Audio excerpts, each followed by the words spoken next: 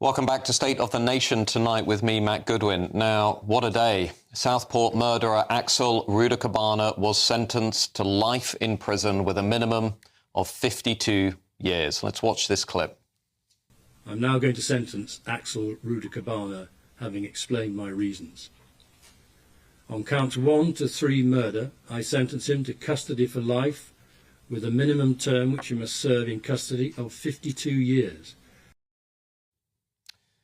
I don't know about you, but I've struggled to watch this story today. Many questions remain unanswered, and you, the public, deserve answers.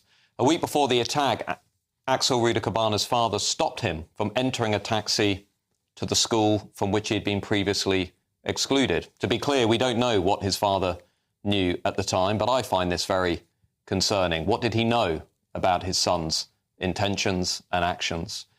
But the real failure here is our institutions. It's the state. How could a boy carry a knife into a school 10 times without any intervention? He was reported to Prevent, the government's counter-extremism program, 3 times. Why isn't Prevent stopping attacks like this one? It's not fit for purpose. Why did multiple institutions in this country fail to act on warnings about Axel Rudakabana?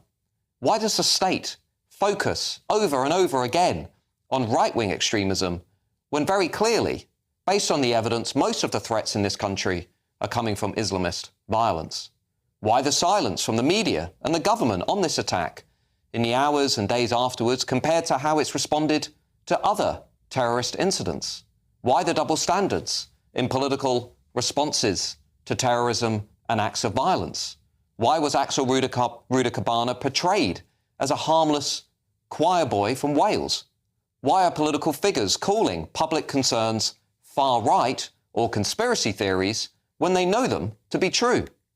Why no apologies from those who labelled Nigel Farage wrongly, who called the unrest that followed Southport the Farage riots, when what he was saying, "Is the truth being withheld," was entirely correct?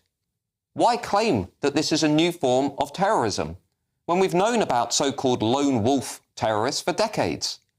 Would the response differ if the perpetrator were white with far-right affiliations, I wonder?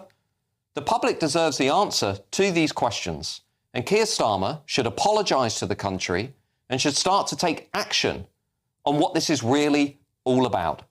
Extreme, mass, uncontrolled immigration, broken borders, a failure to integrate people who are coming into Britain, the failure of the Prevent strategy, which doesn't seem to be preventing anything, and the collapse of social cohesion and social integration in our society.